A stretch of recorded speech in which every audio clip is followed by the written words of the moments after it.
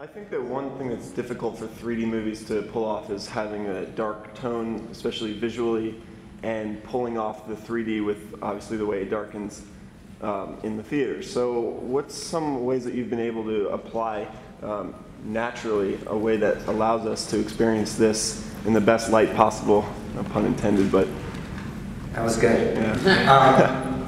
You know, when Ridley decided to direct the movie in 3D, and I think that he could probably much better answer that question than we can. But he understood that that was going to be one of the profound challenges of the movie. And I think one of the things that was really important to him was, in terms of the constructions of the sets, that the movie was shot on the Bond stages at Pinewood, and they're just these humongous, expansive sets. And so, and everything is built. Yeah, if you're building a ship, you just built a ship. It was ridiculous, because I was working for like 3 weeks, and I was like, where's the green screen, man? And he was like, I'm not doing green screen. And he was like, I'm not, what are you talking about? And I was like, this is like a sci-fi movie. I'm like, I know, I've never been on a sci-fi movie, but in my head I was like, oh, we're going to be in front of green screen for like, but like Damon's not kidding, everything was built, and if it wasn't built, if you were looking out a window of ship, and what you were looking at, he would have computerized and done these CGI imaging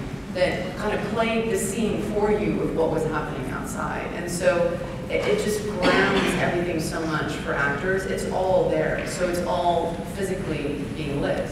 And I've never been on the set of a movie that was actually shooting in 3D before, so anytime you walked into Video Village, there were essentially 5 massive HD screens. You walk in, you get a pair of glasses, and you can see the shot, and you suddenly understood that even on the production design level, the movie was designed by this guy, Arthur Max, who did Fight Club, a number of David Fincher's movies. Like, oh my God, they actually designed this movie for 3D. So that Ridley's a shot maker, he makes beautiful art.